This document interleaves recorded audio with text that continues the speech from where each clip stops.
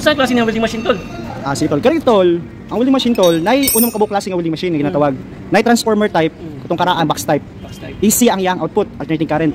Naapod transformer type, pero DC ang yang output. DC. Okay? So naapod transformer type, tulo na sila kabuok, pero AC-DC. So duwa na yang output. So AC and DC. So nabilong siya sa transformer type, AC-DC. So ang model is AC-DC. Isa ka welding machine, pero duwa na kabuk yang output. Nga maka-weld ka. Alternating current and direct current. Ang pangupat ng welding machine tools is katong mga inverter type. Inverter type. Inverter type, so mga portable siya, electronic type na mga ang gadagan ng mga piyesa sa iya. Kari man gud is coil. Transformer type, pero DC man siya. So nasa rectifier sa sulod. From AC, rectifier niya to DC. So duwa ka mo kayang output.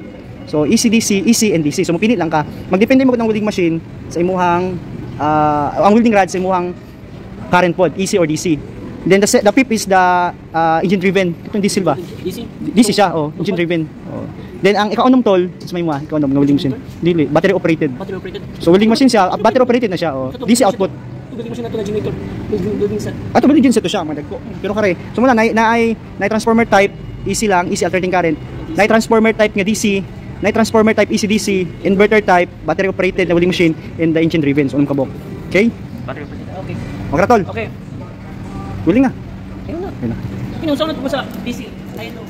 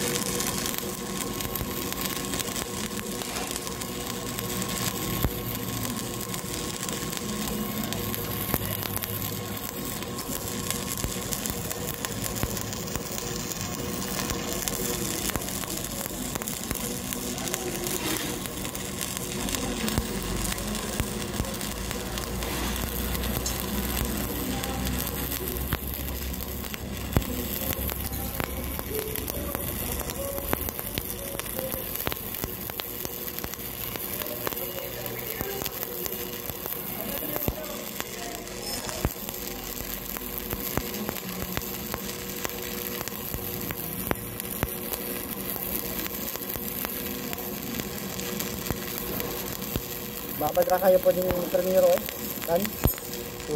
Babadra kayo, buksan na kayo, medyo baga na siya.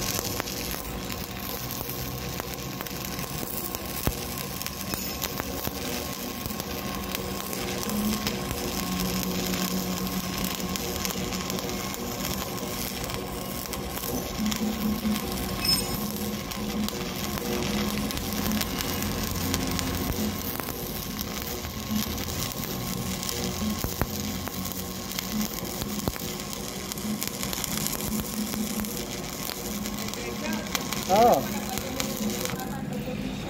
Ha? Sige, motor ko. Ya ka lang, motor ko niya.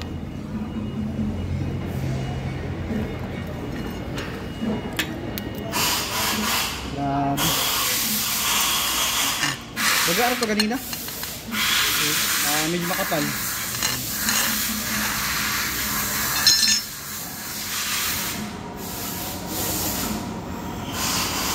Okay, hugong. Hugong.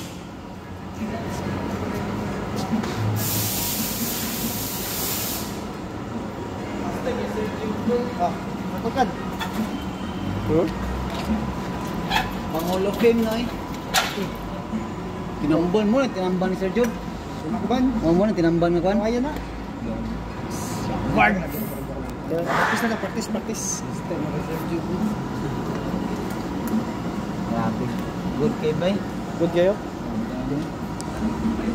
Bye!